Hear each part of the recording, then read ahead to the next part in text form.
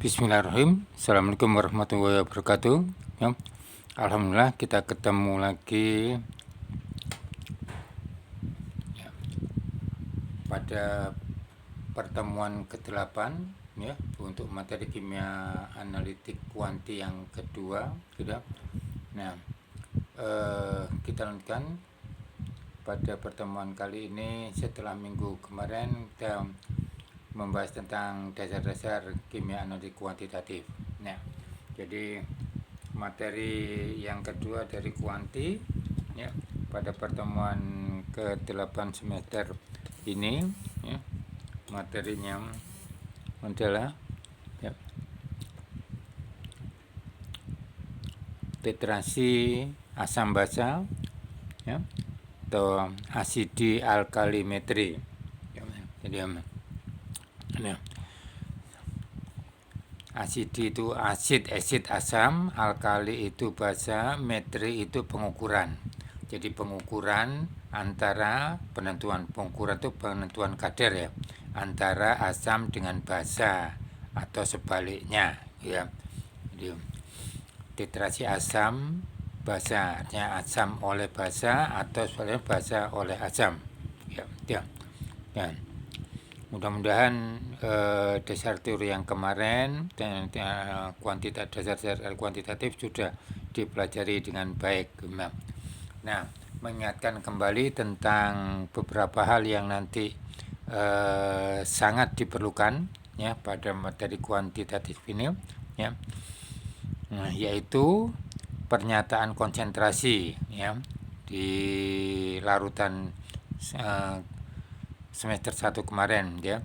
Jadi beberapa pernyataan mol X, molar, normal, berat persen berat per volume, persen berat per berat.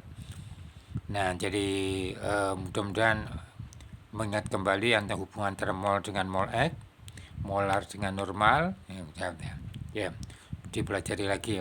Kemudian sifat ya. Nah, sifat itu dari senyawa garam itu tentang pH-nya ya, tentang pH-nya. Artinya senyawa garam itu sifatnya pH-nya adalah apa netral, apa asam, apa basa berdasarkan pH-nya. Ya, sekali lagi kalau netral pH-nya 7, asam kurang dari 7, dia garam basa lebih besar 7 ya, tergantung pada susunan antara asam dan basanya. Kemudian perubahan konsentrasi karena proses pengenceran ya, jadi V1 N1 sama dengan V2 C2 jadi ya. Sebab ada kita nanti ketemu dalam proses pengenceran ya.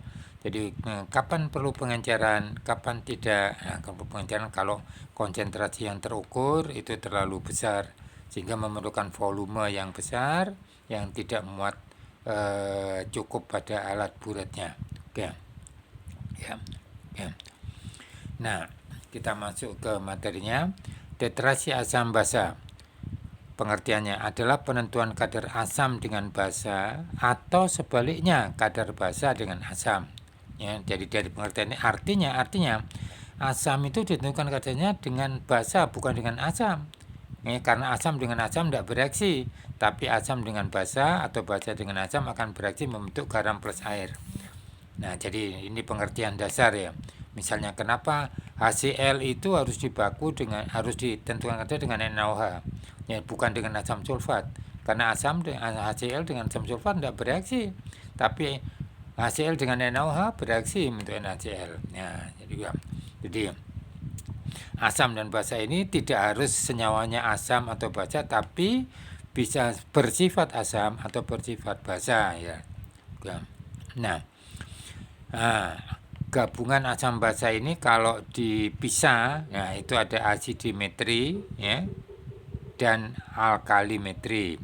Asidimetri asid ya itu asam ini, sedangkan alkali itu basa. Nah, asidimetri metri pengukuran penentuan kadar.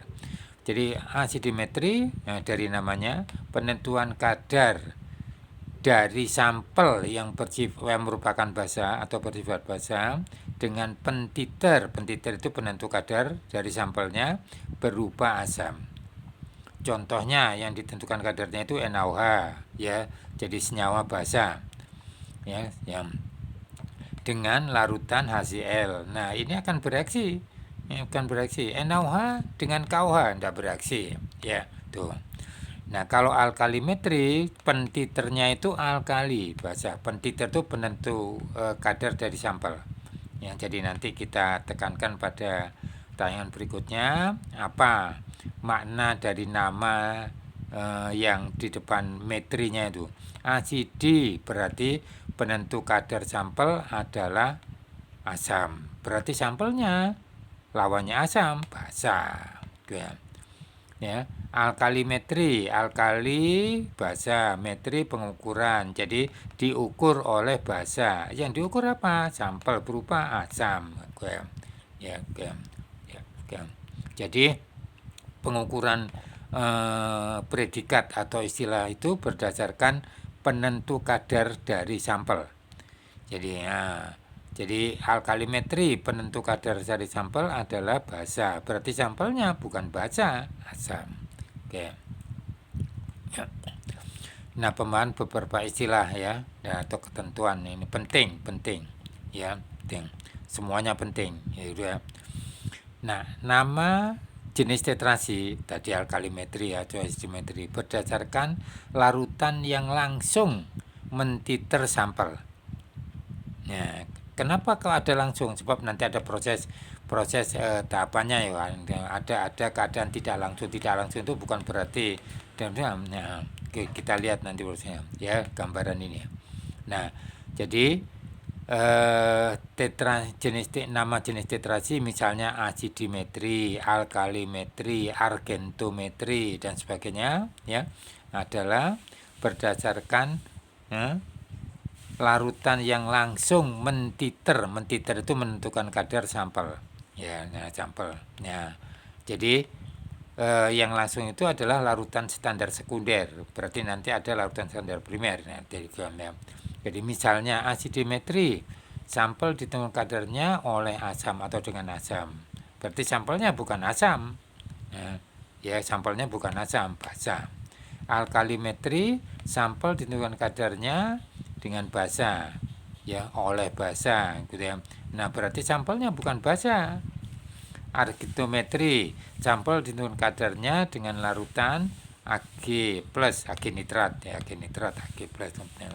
Nah, berarti nanti bentuknya apa? Kalau nanti lihat bedanya antara asidi alkali dengan argento.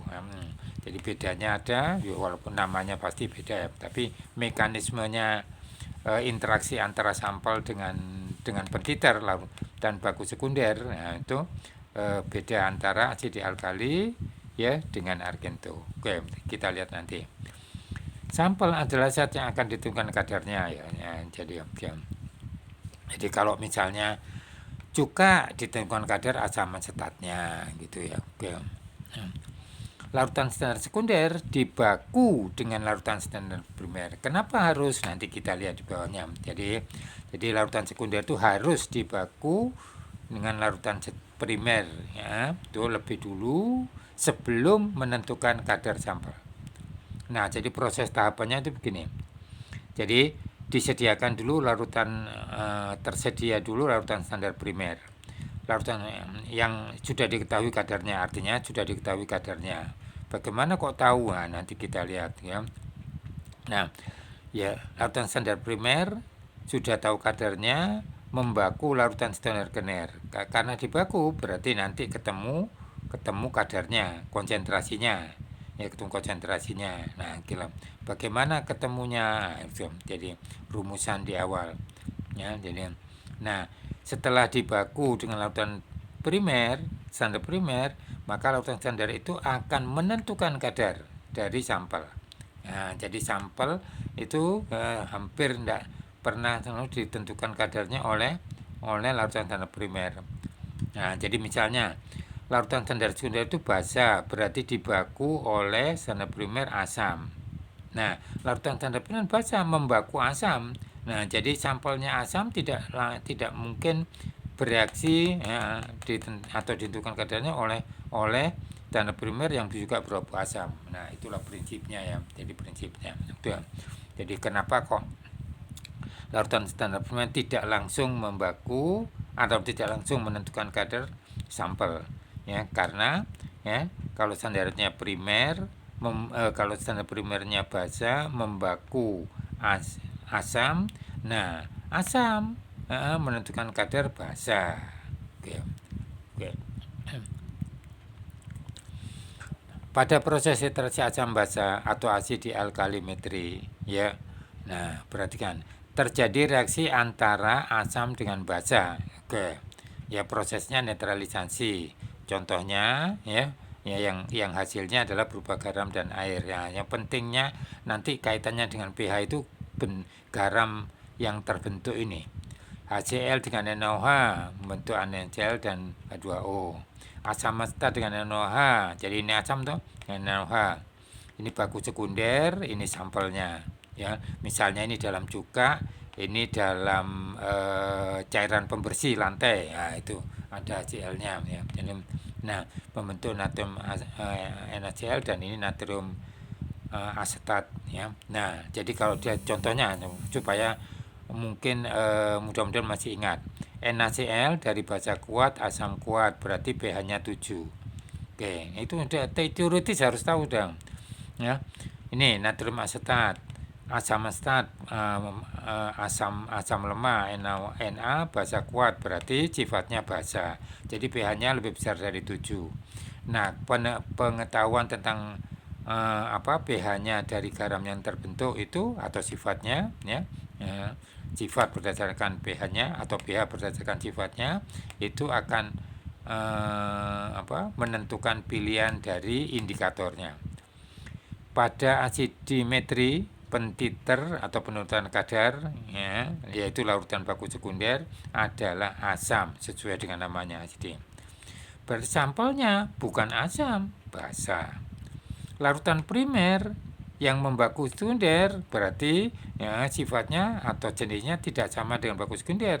Baku sekundernya misalnya asam berarti basa. Jadi sampel itu sifatnya atau jenisnya sama dengan baku primer. Contoh yang kedua, alkalimetri, alkalimetri. Nah, ini penentunya basa ya, jadi pentiter ini basa. Nah, jadi ya baku sekunder penentu kadar sampel adalah alkali yaitu basa. Berarti sampelnya asam. Nah, jadi baku sekunder basa dibaku oleh baku primer asam.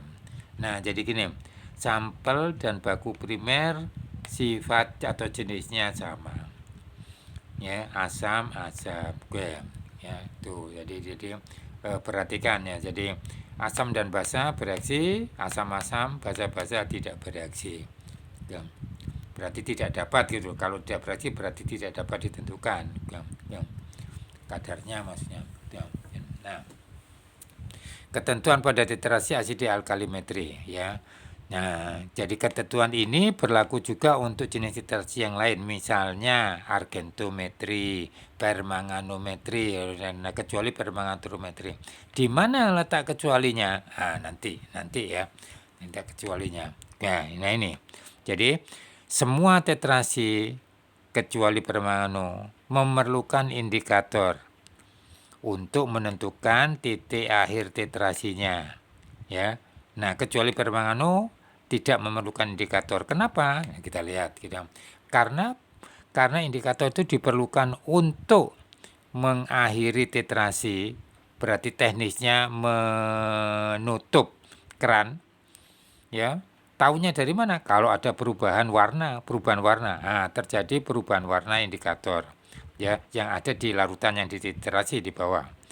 Nah, pada pH tertentu tergantung pada indikator, jenis indikatornya. Ya, tuh. Nah, jadi pada saat ini penetesan larutan dari buret harus dihentikan. Nah, berarti keran buret ditutup. Ya. Nah, di saat titik ada sih. Saat ekivalen, ya ini TAT dan TE kan tidak sama, ya, tidak sama. Ya, jadi kalau kemarin pengertiannya TE itu setara ekivalen teori mol X asam dan mol X basa sama. Tapi di sini tidak sama, ya, tapi perubahan warna. Nah, saat titik ekivalen, nah, jadi setara teoritis ya berdasarkan stoichiometrinya ya. Nah, indikator belum berubah warna. Nanti kita buktikan ya. Kok bisa? Kita akan jelaskan pada tayangan berikutnya ya. Pada saat TE indikator belum berubah warna dari asalnya ya. Asalnya itu warnanya macam-macam tergantung pada warna indikatornya ya. Sehingga penetesan pentiter pada saat itu tidak tidak dihentikan, tetap dilanjutkan. Nah, belum berubah. Ya, berhentinya itu kalau sudah berubah. Ya. Nah, ini belum berubah warnanya, berarti tetap dilanjutkan. Maka TAT tidak sama dengan TE. Ya. Nah, berarti ini ekivalen teoritis, nah ini ekivalen realita. Wah, tapi ekivalennya tanda petik, artinya karena tidak ekivalen.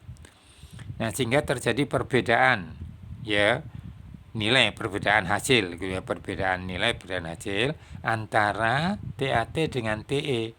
Nah, perbedaan itu kalau boleh dikatakan dengan kata lain itu kesalahan. Nah, kesalahan ya. Jadi nilai sebenarnya saat TE. Ya, itu TE, itu benar teori. Ya. Nah, nilai terhitung, nilai konsentrasi maksudnya, nilai kadar, nilai konsentrasi dari proses itu, misalnya sampel ya. Nah, nilai kadar sebenarnya itu ya. Nah, saat TE teori ya.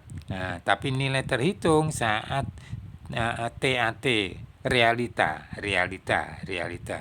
Nah, terhitung dan realita itu tidak sama ya. Nah, kenapa tidak sama ya? Karena sistem ini jadi bukan kamu yang salah. Karena sifat indikator. Nah, yang tidak bisa diindikator, artinya tidak bisa itu indikatornya sudah punya sifat tertentu ya. Menungso ya, kita itu tidak bisa merubah sifat itu yang sudah diberikan oleh yang Maha Kuasa. Apa sifat itu? Perubahan warna pada pH tertentu. Ya. Jadi perhatikan ini. Jadi sekali lagi ya, TE itu ekivalen teoritis. Ya, larutan yang dititrasi belum berubah warna, berarti belum berhenti tetesannya. Oke. Ya. TAT itu berhenti karena sudah ada berubah. Nah, jadi sensornya itu warna yang terlihat oleh mata kita yang normal. Nah, normal itu artinya tidak sakit gitu. Sehingga perubahan warna bisa terlihat dengan jelas. Kalau sedang sakit, tidak bisa lihat, itu makin kesalahannya akan makin besar. Nah, nilai sebenarnya ini, nilai terhitung ini berarti ada perbedaan, boleh dikatakan kesalahan, bukan karena kamu bekerja tidak baik, ya, kecuali kalau tidak bertanggung jawab. Nah, tapi karena sistem itu dari sifat indikator yang tidak bisa dihindari oleh manusia karena sifat internal atau intrinsik dari indikator. Sifat apa? Perubahan pH-nya perubahan warnanya pada pH tertentu yang sudah tertentu. Ya.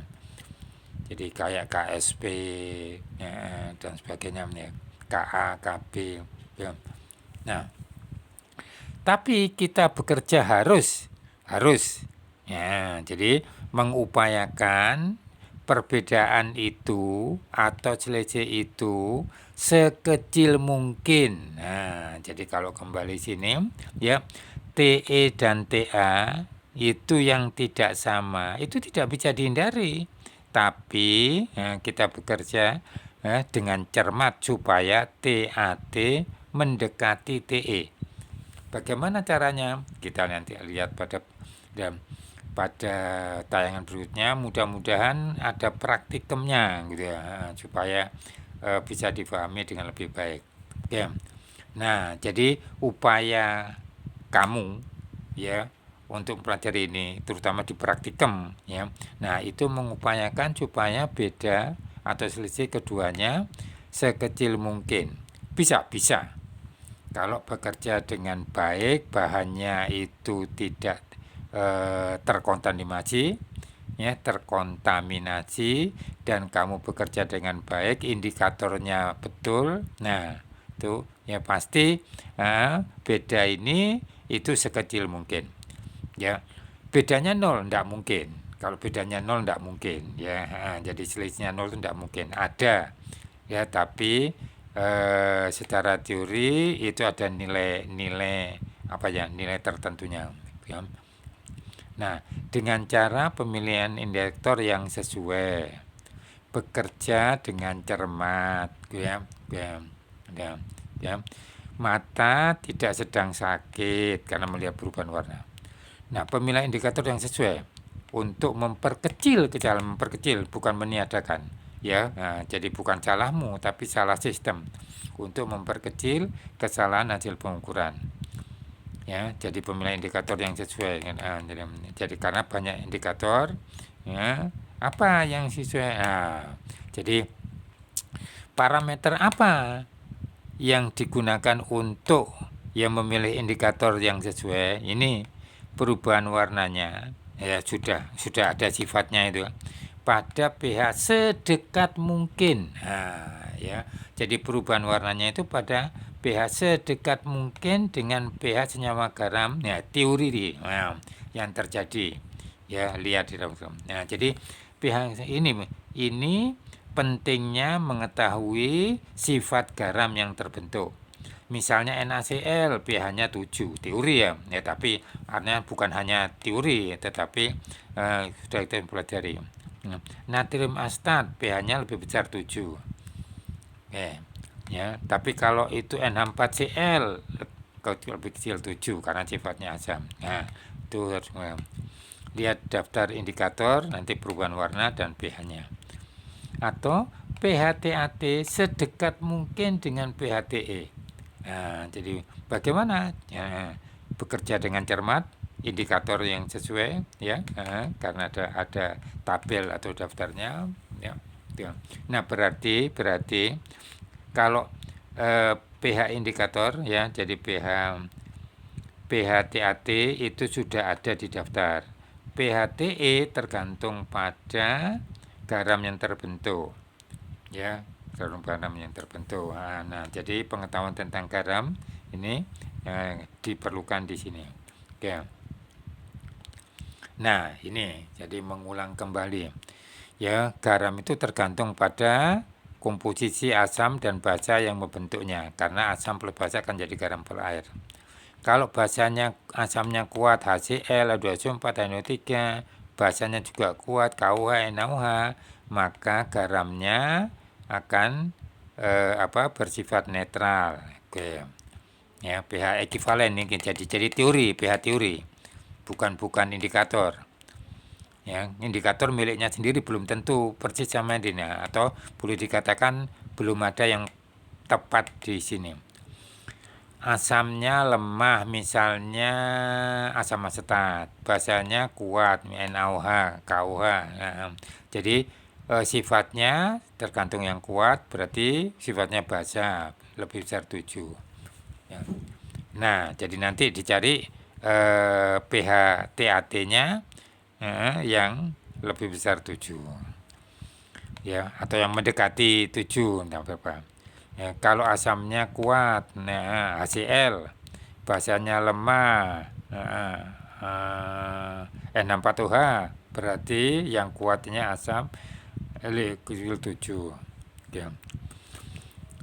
Lemah-lemah, jadi ini pada praktikum kuanti itu tidak ada karena reaksinya lambat dan lebih banyak kesalahannya, jadi lemah-lemah.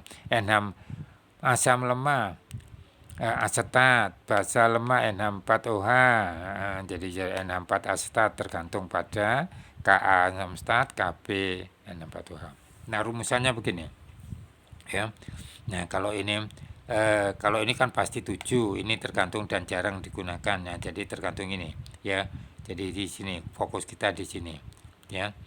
Kalau basanya lemah, asamnya kuat, berarti dominasi yang kuat. Nah, berarti sifatnya asam, pH-nya lebih kecil 7. Rumusannya begini.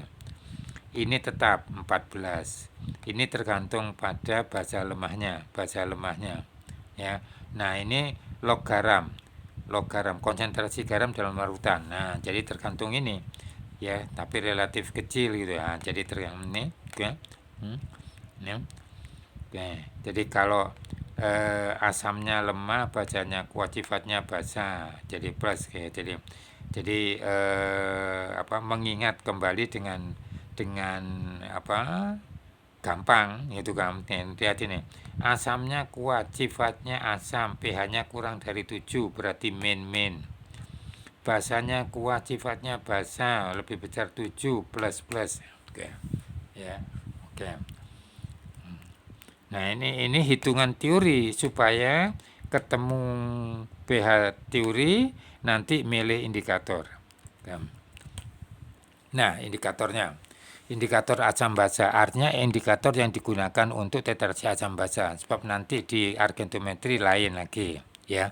Oke, nanti indikator asam basa ialah suatu senyawa bentuk asam atau bentuk basa dari senyawa organik yang berubah atau berbeda warnanya ya pada suasana asam dan suasana basa. Nah, jadi tergantung pada suasananya saat itu ya. Nah, jadi misalnya ini phenylephthalate disingkat populer itu PP karena aslinya itu PP, ya, bacanya F, phenylephthalate ya. Nah, jadi singkatannya bukan FF tapi PP. Methyl orange, ya, metil jingga, aslinya MO.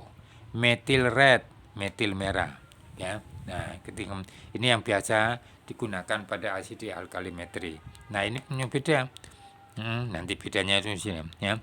Perubahan nanti bedanya itu ada di sini artinya gitu. Nah, ini ya, tuh.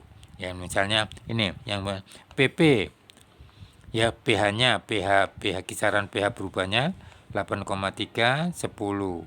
Dari mana atau dari bentuk apa? Tidak berwarna, nah, menjadi merah sini. Oke, beda dengan metil orange dari jingga ke kuning, metil merah dari jingga juga ke kuning. Ya, tapi pH-nya beda. Oke, nanti kita lihat. Balik. Contohnya, perubahan warna indikator tidak terjadi secara drastis, melainkan perlahan-lahan sesuai dengan terjadinya perubahan pH dalam larutan. Artinya pada proses titrasi itu pH-nya akan berubah perlahan. Ya, teknisnya ya mudah-mudahan praktikumnya atau paling tidak demonya gitu dilakukan ya, bisa dilihat. Nah, karena penetesan bukan pemancuran.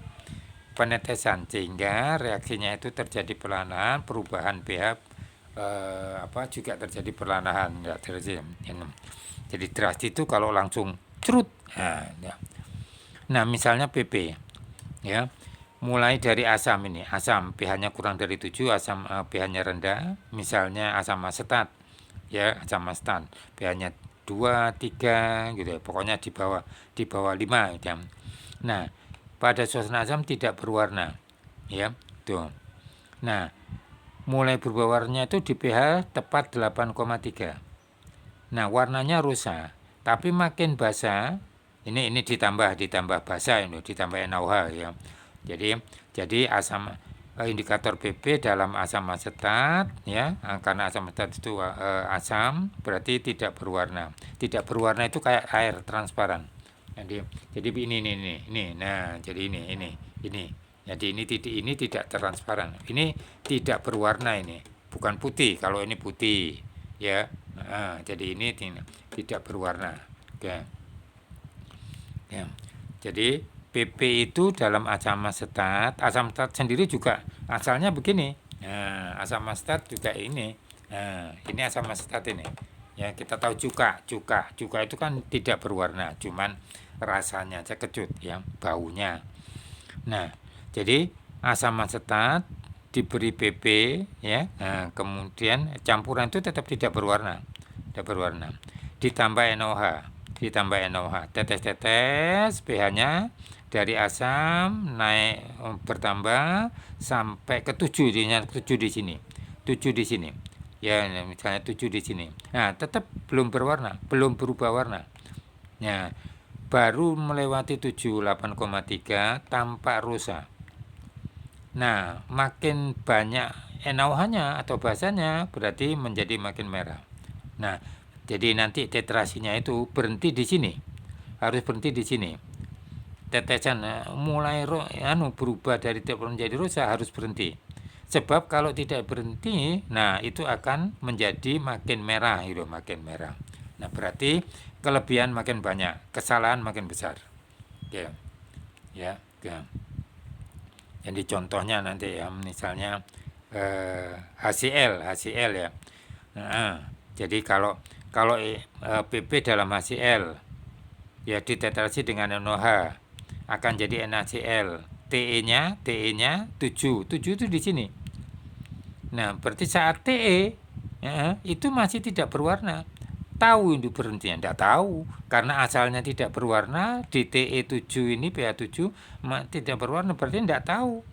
Ya, teori tahu, tapi tidak tahu. Nah, tambah lagi tetesan NaOH pelan-pelan supaya tidak kelebihan banyak. Nah, sampai rusak, keran bulat ditutup, jangan lupa keterampilan tangan. Nah, itu ditutup. Nah, jadi pasti ada beda antara 7 dengan 8,3. Ya, nah itu tanda petik kesalahan. Kesalahan itu artinya bukan kamu yang salah, tapi sistem ini salah. Dari mana salahnya? Karena indikator PP itu tidak berubah warnanya di pH7. Ya. Kenapa kok enggak bisa? Itu sifatnya PP, jangan tanya kenapa kok ya itu sifatnya. Ya, sifat internalnya. Jadi perubahan pH-nya ada di pH7. Ya. Nah, berarti tugasmu kalau mau tuh cari indikator yang pH-nya tepat di 7 supaya tidak ada kesalahan. Bisakah? Bisa, nggak tahu. Bisa, kapan misalnya. Ya.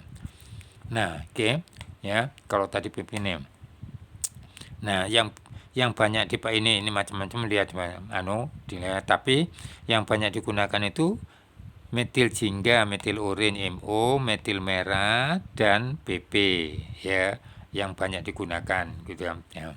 Dalam praktikum, artinya dalam praktikum ya, mungkin ini juga sulit didapat, harganya mahal. Nah, itu yang paling sering itu PP, yang paling sering ya, karena garam yang terjadi metil urin atau metil merah tidak bisa digunakan dan harus digunakan ya, kalau pH garam yang terbentuk itu tidak 8,3, tidak 7 tapi asam. Nah, ini kan asam ya, asam. Lalu perubahan nih, jadi kalau kuning ini ini mulai kuning hilang jadi jingga, ini pH-nya 4,4 ya, lebih asam ketimbang metil merah yang 6,3. Ini kan mendekati 7 ya.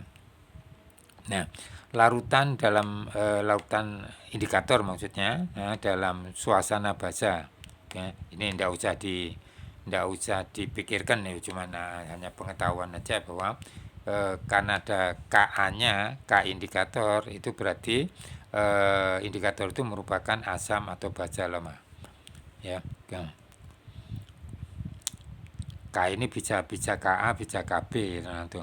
Nah, jadi ini di suasana basah seperti halnya ini PP ya. Nah, di basah merah. Jadi kalau PP diteteskan ke dalam larutan NaOH ya merah ya. Tapi ke asam asetat juga atau HCl tidak berwarna. Tidak berwarna itu sama dengan air ya. Lagi ya.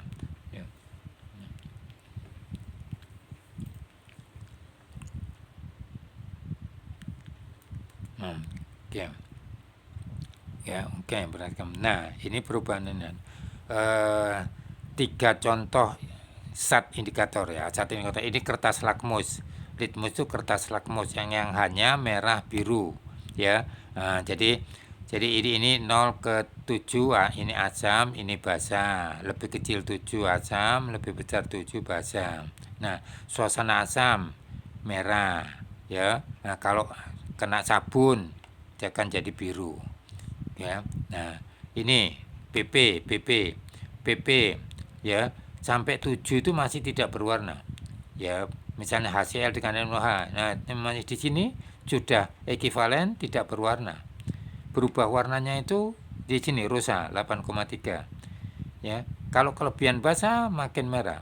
Nah, makin merah. Nah, ini PP yang banyak digunakan. Nah, metil orange, ya, tergantung pada mulai dari kalau basa, kalau asam, ya, kalau zatnya atau di dalamnya mulainya itu pH-nya kecil, asam. Nah, berubahnya di sini berarti di bawah 7, ya. Nah, jadi berapa itu? Nah, jadi misalnya itu metil orange, ya, metil orange. Nah, metil orange berarti 4,4. Ini 4,4. Ya, kalau mulai dari bawah, ya, 4,4, ya, ya, ya. Nah, itu. Jadi 4,4. Kalau mulai dari basa ini, nah, jadi basa 6,3. Ya, ya.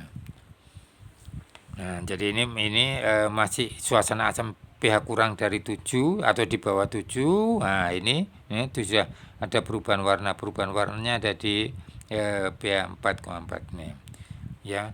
Nah, PP perubahan warnanya ada di basa. pH lebih besar dari 7, 8,3. Ini sudah sifatnya. Apakah tidak bisa 8,3 diturunkan ke 7? Ya, nah, jadi sudah sifatnya tidak bisa, ya. Kalau menurut saya berupaya untuk mengkombinasikan ini supaya ada pergeseran mendekati pH senyawa garamnya. Ya. Nah, ya, pernyataan tentang indikator asam basa tadi, ya, PP, MO, dan yang pertama oleh Oswald. Indikator berubah warnanya karena perubahan pH, ya, dari lingkungan itu artinya larutannya itu loh, di dalam larutan apa gitu, ya. Jadi misalnya PP, ya. Nah, kalau dalam suasana asam tidak berwarna, suasana basa mulai 8,3 berubah jadi rosa ke merah, ya, itu asam. Nah, jadi perubahan warna itu hanya tergantung pada pH, ya, pH di mana indikator itu berada, berarti dalam larutan yang dititrasi. Tapi oleh Hans, nah, itu lebih dalam lagi. Warna indikator tidak hanya karena perubahan warna, ya, jadi oleh perubahan warna. Nah, perubahan warna itu tidak hanya oleh pH, ya, tapi ternyata juga bentuk molekulnya. Ya, jadi pH berubah, bentuk molekulnya berubah, warnanya berubah. Ya, nah, misalnya pada indikator PP yang gambarannya seperti berikut, ya. Nah, PP fenolftalein, ya, jadi suasana asam tidak berwarna. Ini ada misalnya ikatan jembatan O, ini dia, jadi OC OCO gitu, ya. Nah, ya, ditambah NaOH basa. Nah, pH-nya makin tinggi. Nah, nanti ikatan ini pecah, ya, menjadi gugus fungsi hidroksil, gugus fungsi karbonat, karboksil, ya. Nah, jadi karboksilat COO, ya, ini gugus fungsi OH, alkohol, ya. Nah, jadi masih tidak berwarna, misalnya pH 7 misalnya. Nah, ditambah OH lagi, basa. Nah, berubah warna, jadi OH-nya hilang, ya. Nah, OH-nya hilang, ini menjadi ikatan rangka, ini ion karbonat, ya, jadi ion karbonat. Nah, inilah merah.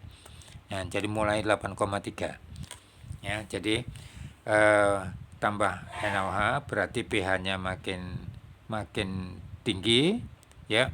Nah, ikatannya berubah, warnanya berubah.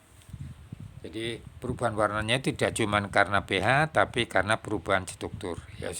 Nggak usah dipikirkan terlalu dalam, tapi ini contohnya bahwa SAT itu, indikator itu khususnya BB gitu ya. Jadi dengan perubahan pH ya menyebabkan perubahan struktur molekul yang itu menyebabkan perubahan warna. Oke.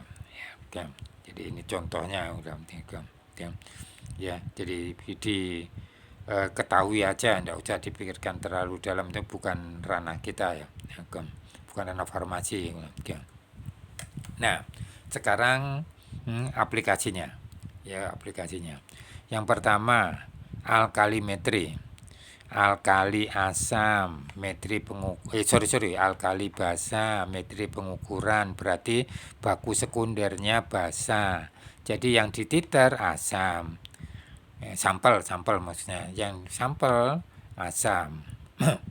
Jadi sampel itu ya jenis atau sifatnya berkebalikan dari nama proses itu. Prosesnya alkalimetri. Alkali penentu kadar, berarti alkali basa, penentu kadarnya basa, berarti zat yang ditentukan kadarnya bukan basa, asam.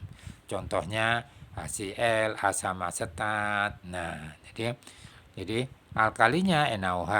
Nah, ini berarti baku sekundernya, ini baku sekunder. Oke.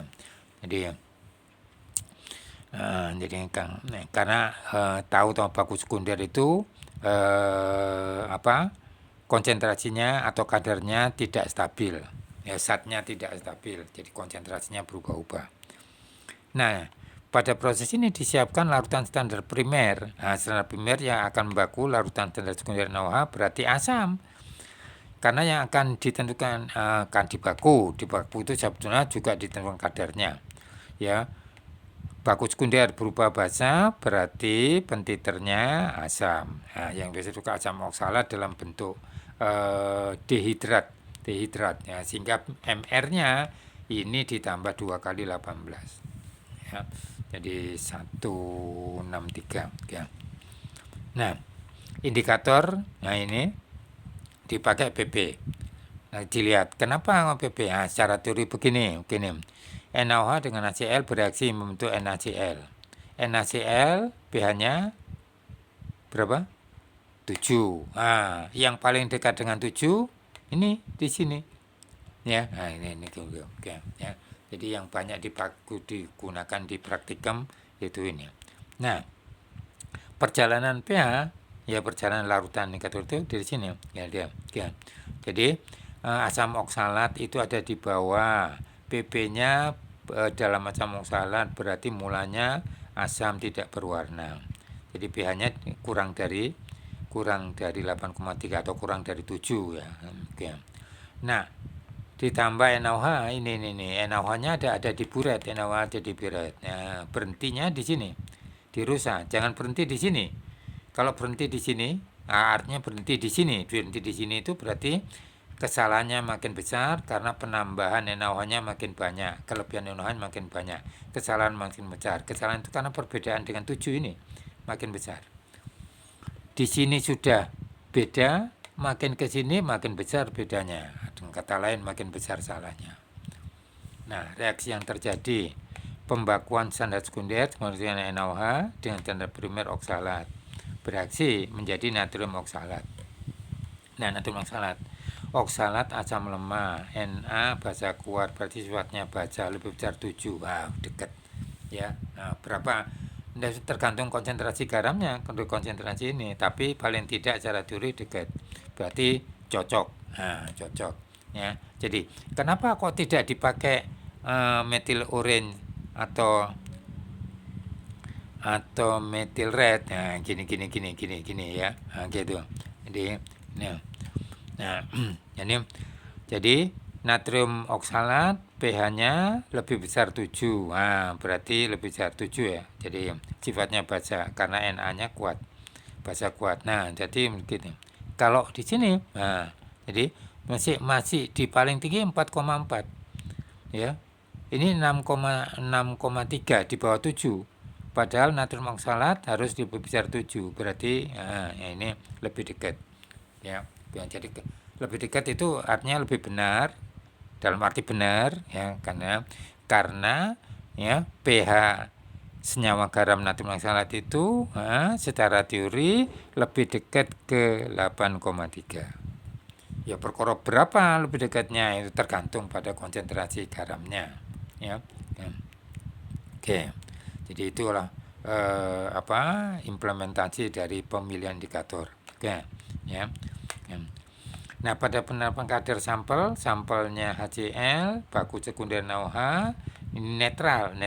Nah, berarti sebetulnya secara teori, ya, pada penetapan kadar ini kesalahannya, kalau boleh dikatakan kesalahannya, lebih besar daripada pembakuan ini, karena ini basa, ini netral. Padahal pH-nya ini lebih mendekati 8,3, ini 7. Ya. Tapi sekali lagi itu bukan kesalahanmu. Kalau bekerja dengan baik sesuai dengan teori, kesalahan itu dieliminir. Oke, nah, tahap tetrasi. Pembakuan larutan standar sekunder NaOH dengan primer asam oksalat. Ya, larutan standar primer ada di labu tetrasi bawah. Diberi indikator PP. Campuran ini tidak berwarna. Larutan ini tidak berwarna. Larutan asam solat tidak berwarna, tambah indikator PP tidak berwarna karena suasana asam. Larutan standar sekunder diisikan ke buret atas. Dilakukan tetrasi penetesan NaOH ke asam oksalat dengan indikatornya. Sampai warna rosa. Dilakukan tetrasi dari tidak berwarna sampai warna rosa. Berarti ini. Yang tidak berwarna sampai rosa di sini. Ya. Nah, diperoleh N normalitas standar sekunder dari V kali N dari standar primer, ya, atau V N dari standar primer sama dengan V kali N standar sekunder, ya. Nah, dari mana? Nah, volume NaOH nanti dibaca dari buret, ya, gitu. Jadi nah, asam oksalat diambil volume tertentu, misalnya 10 mili. Indikatornya 3 tetes. Ya. Nah, ini dibaca dari volumenya, berarti normalitanya nanti bisa dihitung lewat V kali N dari NaOH, ya, sama dengan V kali N dari asam oksalat. Vn asam oksalat sudah tahu. V NaOH dari buret, berarti N NaOH bisa dihitung. Penentuan kadar sampel. Nah, sampelnya itu apa tadi? HCl, ya, HCl seperti di atas. Tapi standar primer diganti asam oksalat yang disampel, ya, di HCl. Oke, jadi NaOH tetap di buret, ya. Nah, jadi N sampel ketemu dari V NaOH kali N NaOH sama dengan V sampel. Sama sampel berarti ini 10 mili. Berarti normalitanya terhitung. Oke. Tepatnya di sini, berhentinya di sini. Karena di TE, nah TE-nya antara HCl dengan NaOH itu di sini. Nah, TAT-nya di sini. Ini belum berhenti karena masih tidak berwarna, tetap tidak berwarna. Nah, baru di sini rosa. Jadi di sini harus hati-hati, ya, harus hati-hati supaya tepat rosa bukan merah. Ya, kalau merah itu berarti kelebihannya makin banyak. Ini aja sudah lebih sebetulnya, ya. Jadi secara teori sudah lebih. Kalau ini makin banyak berarti kesalahannya makin besar. Ya. Nah, perubahan warna dalam larutan labu tetrasi yang di bawah. Awal sebelum ditambah NaOH dari atas buret, ya, labu tetrasi itu berisi HCl asam dengan indikator PP. Indikator PP dalam asam tidak berwarna. Ya, tidak berwarna. Sekali lagi, tidak berwarna itu kayak air, ya, aqueous, ya, yang tidak berwarna. Jadi bukan seperti ini warnanya putih, ini putih, ya.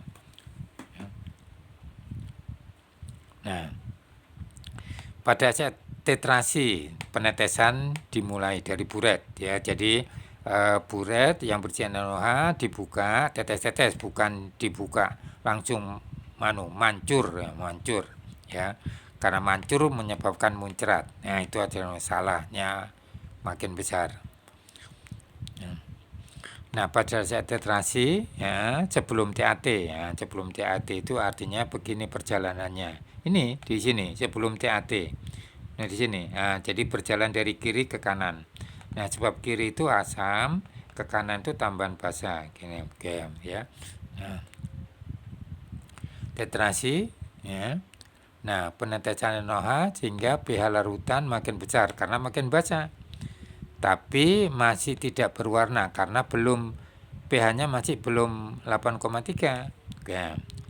Saat ekivalen, nah saat ekivalen ya, nah itu pH-nya ya, teori tepat habis antara NaOH dan NaCl pH-nya 7.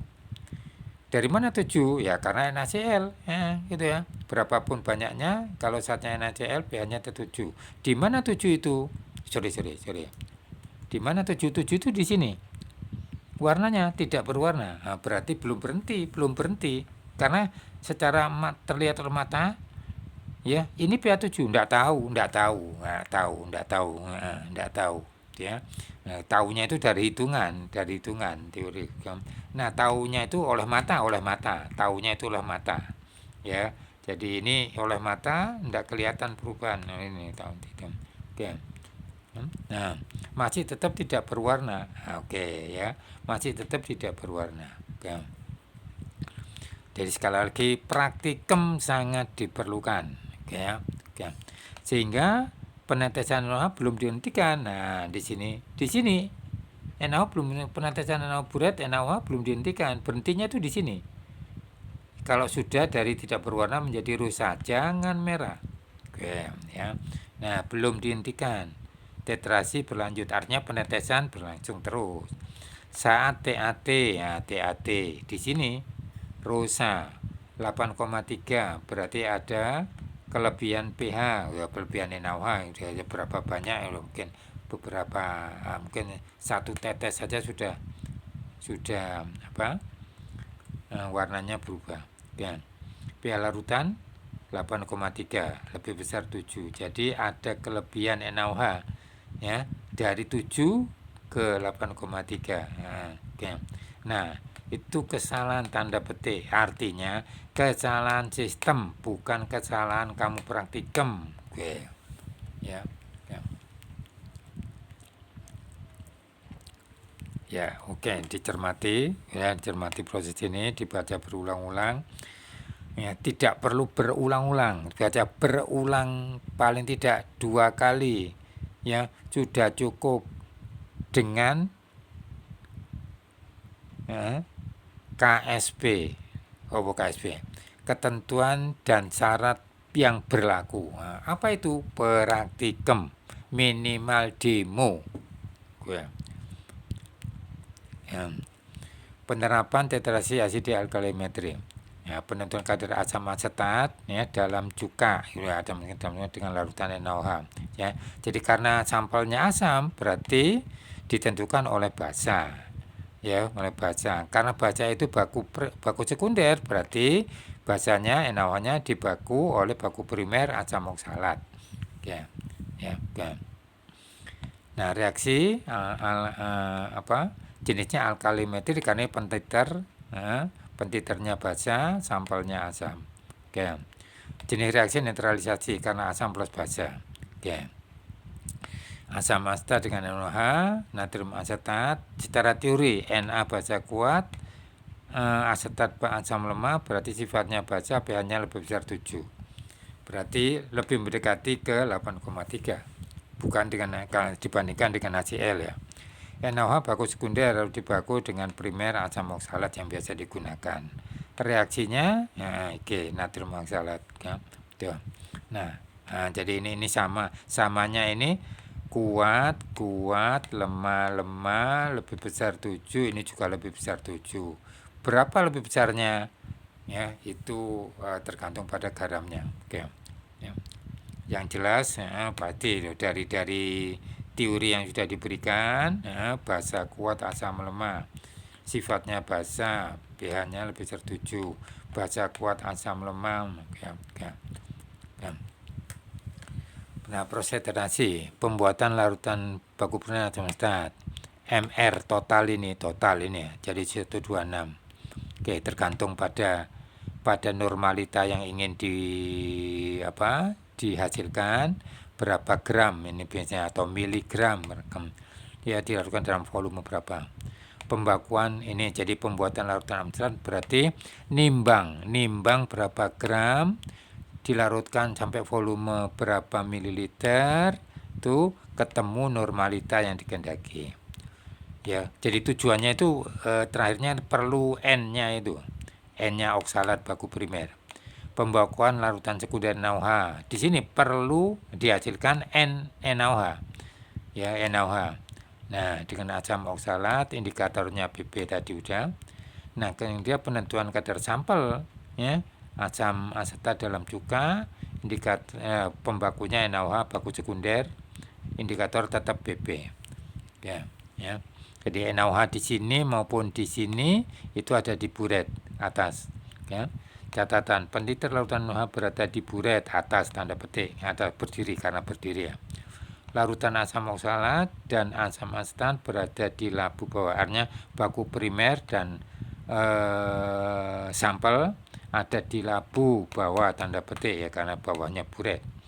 Indikator selalu ditambahkan ke dalam larutan yang berada di labu tetrasi, tidak pernah ada di buret. Kenapa? Pikirkan ya. Jadi indikator selalu ada di labu tetrasi bersama baku primer atau sampel. Ya, baku sekunder ada di buret. Oke. Nah, perubahan warna larutan yang ditetrasi, ya, pembakuan NaOH dengan asam oksalat. Ya, asam oksalat tadi di bawah tambah PP berarti awalnya tidak berwarna. Oke. Ya. Nah, jadi setelah ditambah NaOH sampai TAT rusak, berhenti, jangan sampai merah. Pada saat penentuan asam asetat dengan larutan NaOH, asam asetat indikator PP, ya. Nah, ini baku primernya ya. Ini sampelnya. Ya, tetap tidak berwarna sama karena PP dalam suasana asam. Ditetrasi dengan NaOH sampai rusak. Oke. Nah, jadi dari sini ketemu NaOH, dari sini ketemu sampel. Nah, karena NaOH sudah terhitung dari sini. Oke. Contoh, ya, panduan soal kuanti. Sampel harus sudah berupa larutan karena volumetri ini, ya, harus berupa larutan. Asalnya apa harus larutan? Tidak harus. Sampel padat diproses lebih dulu. Prosesnya adalah ditimbang, ya, diambil sedikit, gitu ya. Jadi misalnya garam dapur, diambil sedikit, dia ini artinya ditumbuk kecil, terus dihaluskan, ya, ditimbang, dilarutkan dalam air, sampai volume tertentu, ya. Nah, perhatikan perjalanan sampel, ya, untuk melihat apakah ada pengenceran atau tidak. Nah, sebab hasil perhitungan antara yang tidak dengan yang ada pengenceran itu beda karena ada faktor pengenceran ini, ya. Faktor pengenceran yang saya nyatakan sebagai FV ya. Nah, jadi volume akhir dibagi volume awal. Ya. Nah, oke, contohnya di pipet 5 ml sampel, ya. Nah, jadi misalnya sampel yang sudah larutan ya, ke dalam labu takar 100 ml. Lalu ditambah aquadet sampai garis batas, berarti pengenceran. Ya, awalnya berapa? 5 mili. Tambah air sampai berapa? 100 mili. Berarti pengencerannya 100 dibagi 5, 20 kali.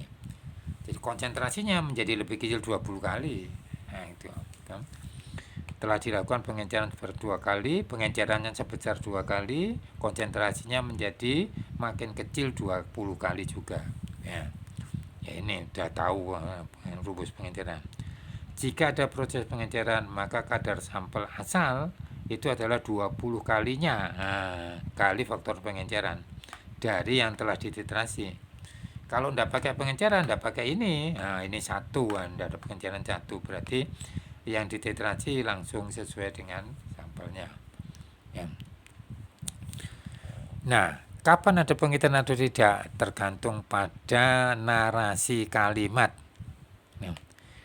Melihat ada tidaknya proses pengenceran. Ya. Jadi kapan ada, kapan tidak ada. Perhatikan narasi kalimat soal, ya, atau uraiannya. Gitu.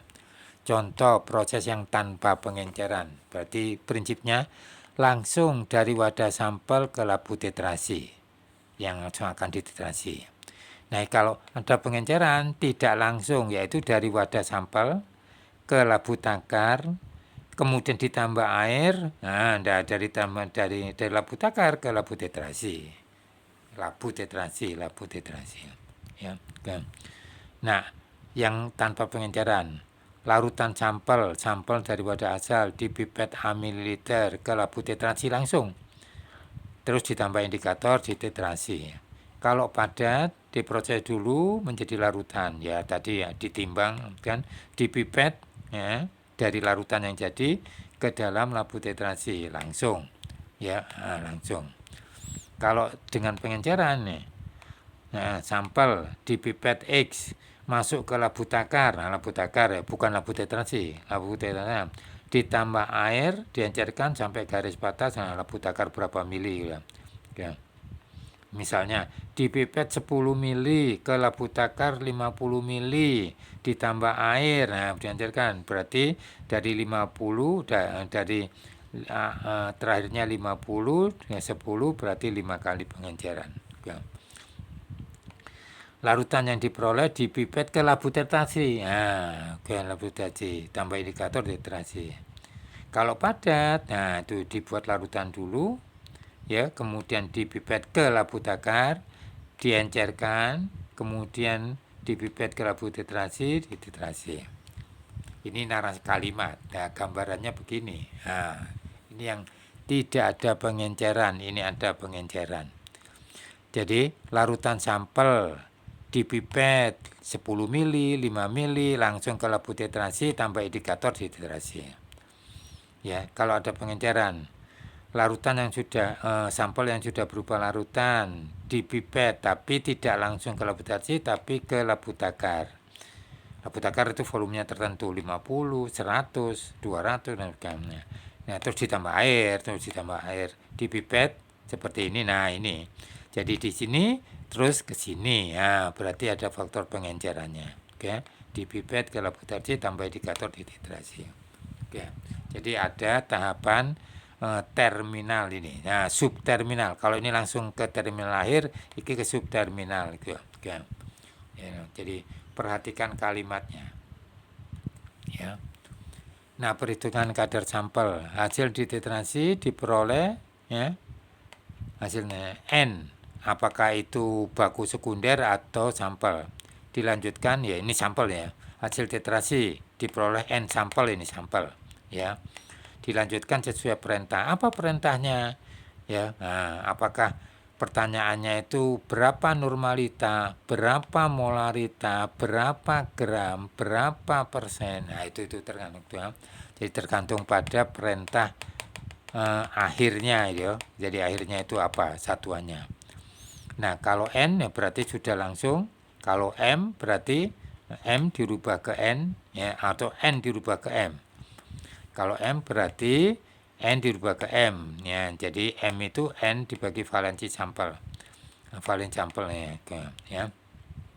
Kalau asam astat valensinya 1, HCl valensinya 1, kali asam sulfat valensinya 2. Kalau ke gram, nah dari molar, molar itu gram per mr ya, jadi per mr kali liter ya di bawah itu. Nah, berarti gram adalah molar kali mr kali liter. Nah, oke.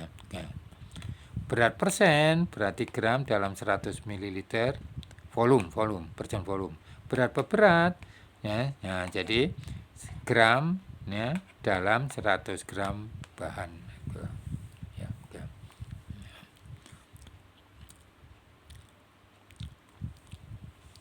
Nah, praktikum alkalimetri 1. Penentuan kadar amstat dalam asam cuka NaOH tadi. ya. Langsung di pasar dipipet 5 ml ke dalam lampu ukur tradisional lalu diencerkan. Nah, berarti 5 ke 100 berarti 100 bagi 5 20 kali. Ya. Ditetrasi ya. Dan setelah stadiumnya dipipet 10 ml ke lampu tetrasi ditambah indikator. Indikator PP di dalam asam cuka berarti asam jadi tidak berwarna. Ditetrasi dengan NaOH yang normalitas 0,1 karena sudah dibaku dengan oksalat. Ya, kita tidak membicarakan ini, tapi ini teori ya. Diperlukan NaOH dari buret 12,0 ml dibaca dari buret. Kalau ini baca dari buret. Nah, berarti NaOH-nya tahu, volumenya tahu, gitu. Nah, kemudian sampel dipipet 10 ml ke lampu tetrasi. Tapi jangan lupa 10 ml ini diperoleh dari 100 ml ya yang awalnya 5 ml. Oke. Hitung kadar asam astat, sampel itu yang MR-nya 60 dalam sampel satuannya berat persen berat per volume. Berat itu dalam gram, volume itu 100 ml sampel.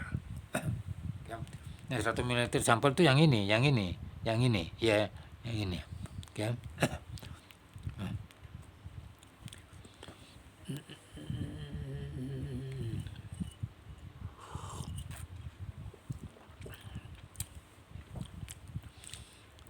Ya, rumus V1N1 V2N2. Satunya itu sampel ya. N2-nya itu baku sekunder NaOH. Jadi sampel dipipet 10 ml dari 100 ml ke lampu tetrasi. Normalitanya akan dicari. Volume NaOH dari buret. Normalitanya dari baku. Ya, dia baku oleh asam oksalat 1. Nah, ketemu ini. Jadi N asam astat 12 kali 0,1 dibagi 10 berarti 0,12 normal. Kadar asam astat dalam larutan yang ditetrasi bukan dari larutan asal. Yang ditetrasi kan diambil 10 ml ya, 0,12 N. Ya, pengencerannya 20 kali. Nah, berarti jadi sebelum diencerkan berarti kalau tidak diencerkan ya artinya berarti 20 kali dari yang terhitung 0, ya, berarti 2,4 N. Nah, N karena asam asetat valensinya 1 ya. Valensi asam asetat itu 1 berarti tetap 2,4 molar. 2 molar itu mol per liter ya. Jadi mol diganti gram kali mR. Nah, 144 gram per liter. Pertanyaannya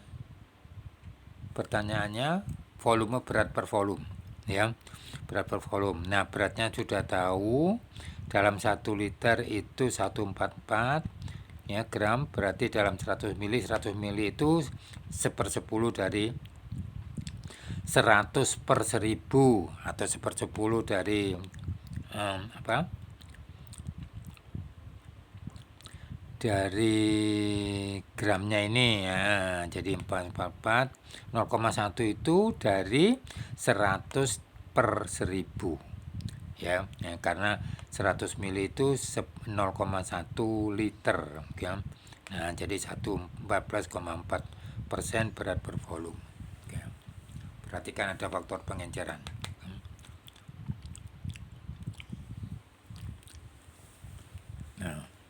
Nah, yang kedua asidimetri. Nah, kalau tadi alkalimetri pembakunya ke sampel adalah basa, ini pembakunya ke sampel adalah asam. Ya. Nah, penentu kadarnya kadar borak dalam bakso. Nah, ini sampel ya. Nah, padahal borak itu juga bisa berlaku sebagai baku primer kalau ya. Jadi pembakunya asam, berarti sampelnya basa. Ini basa. Baku primer juga basa, walaupun ini sama ya rumusnya, tapi kualitasnya tidak sama. Ini PA. Ya. natrium terakarbonat dan berbasa di merupakan zat yang biasa digunakan sebagai pengawet pada daging, misalnya bakso, mie basah, kerupuk, buli, bleng, ya.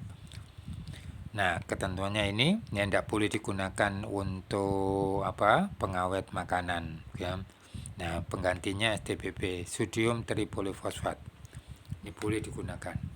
Kalau ini menyebabkan kanker, ini tidak, ya. Sampel mengandung borak dititrasi dengan larutan standar HCl. Kenapa? Karena borak itu yang rumusnya Na, sifatnya basa, dititrasi sekunder HCl. Ya.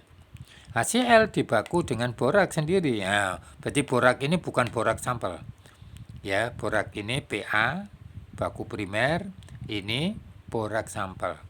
Ya, kebetulan zatnya sama memang, tapi kualitasnya tidak sama. Ini kadarnya bisa ditentukan, ini kadarnya harus dibakukan.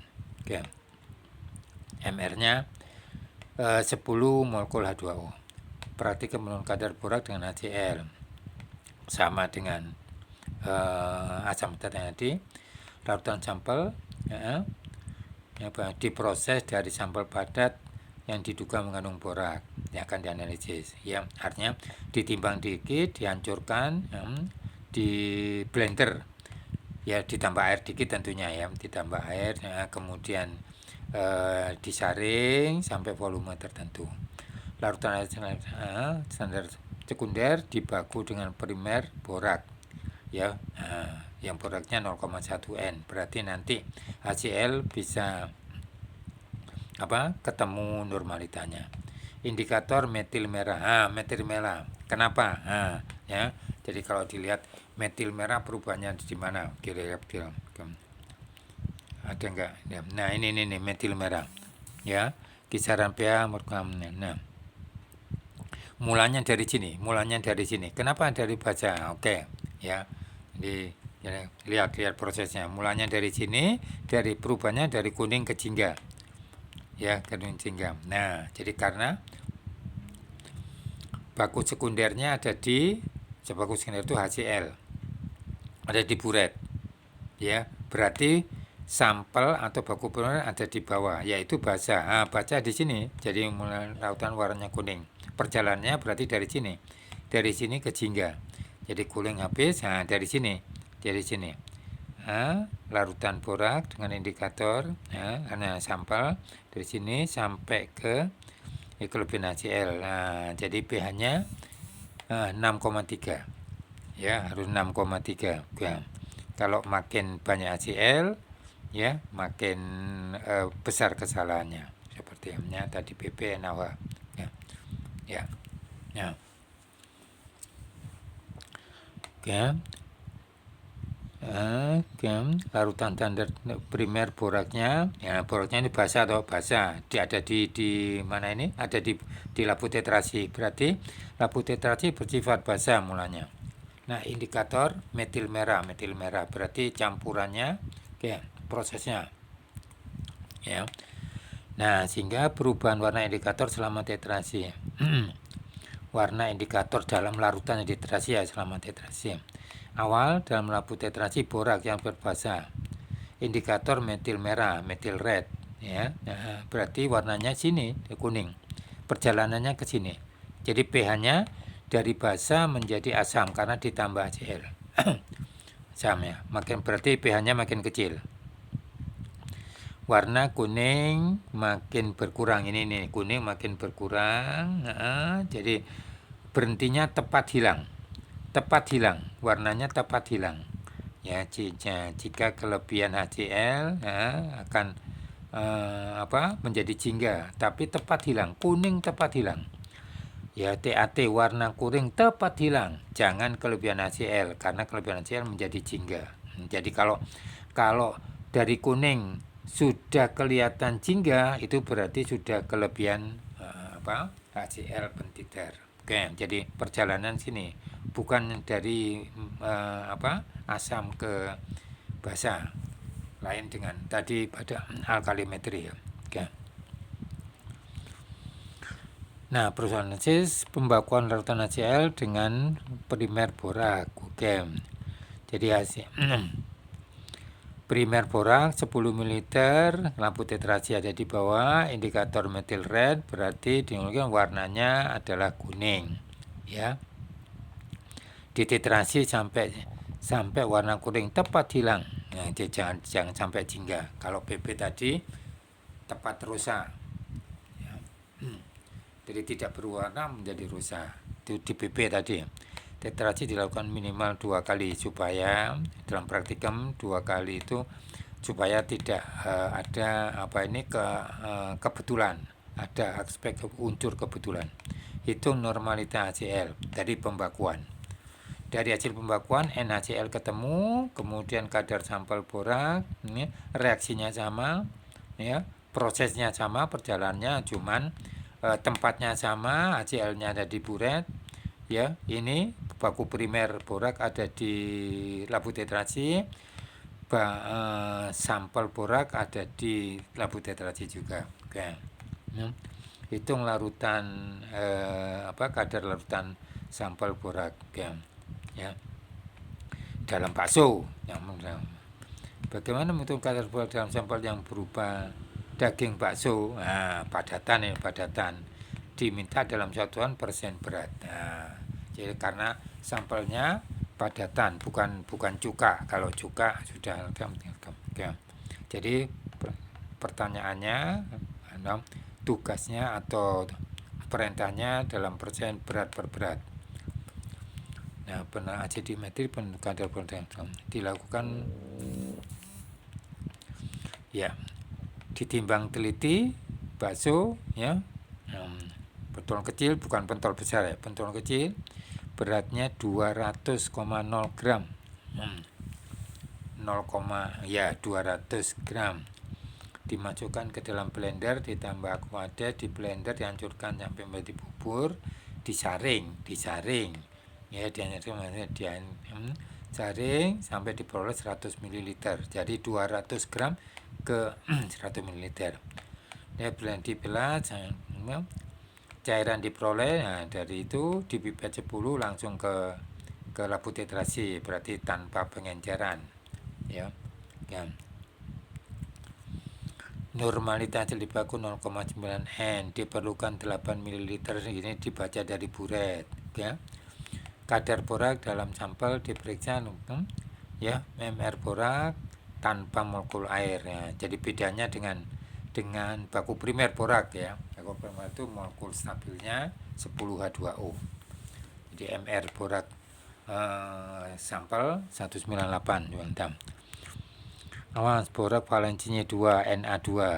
Ada proses pengenceran? Tidak ada, ya. Dari proses tetrasi ketemu N sampel. Ubah dari N menjadi mol dulu, molar menjadi molar. Molar itu mol per liter. Nah, dari mol menjadi gram, tetap per liter, tapi volume sampelnya 100 ml, ya. Terakhir, gram menjadi volume sampel. Ini kini 1 liter, ini 100 ml. Oke. Persen berat dalam daging bakso. Nah, daging bakso per berat sampel yang ditimbang 200 gram. Ini per 100 gram. Oke. Nah, sampelnya itu borak, baku sekunder, ya, ketemu normalitas sampel 0,72. Berarti 0,72 N.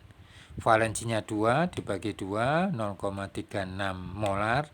Molar itu mol per liter kali MR menjadi gram per liter, ya, gram per liter. Nah, jadi volume yang ditetrasi, volume sampel 100 ml 0,1 liter.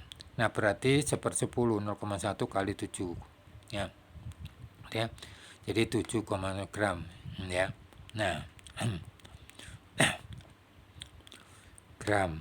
Nah, sampel yang ditimbang 200 gram, berarti dalam 200 kali 100%, ya, 3,6 gram. Nah, selamat mengerjakan tugas. Semoga dapat diselesaikan dengan baik. Jangan malu bertanya apabila menemui kesulitan. Lanjut ke Argentun nanti pertemuan ke-9. Ya, ini dibaca, dipelajari ya, lewat program apa ini Telegram, kita bisa interaksi. Ya. Soal latihan ya 1 2 3 4 5. Oke, 6 7 alhamdulillah soalnya cuma 7 ya.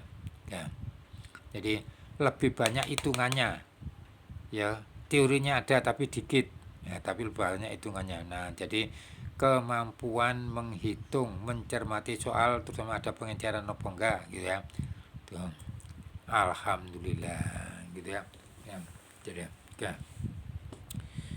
Ya. Mudah-mudahan bisa ditangkap dengan baik. Sekali lagi bahwa proses penangkapan materi ini dapat diperoleh dengan baik kalau jadi diimbangi ya adanya demo, syukur-syukur bisa praktikum supaya tahu makin mantap, tidak usah menghafal banyak-banyak ya. Jadi kalau melihat itu jadi tinggalnya di dalam otak itu ya, bukan di luar kepala. Di dalam kepala itu akan makin mantap. Ya. Bismillahirrahmanirrahim. Ya, mudah-mudahan tetap sehat, bisa belajar dengan makin baik. Wassalamualaikum warahmatullahi wabarakatuh. Ya.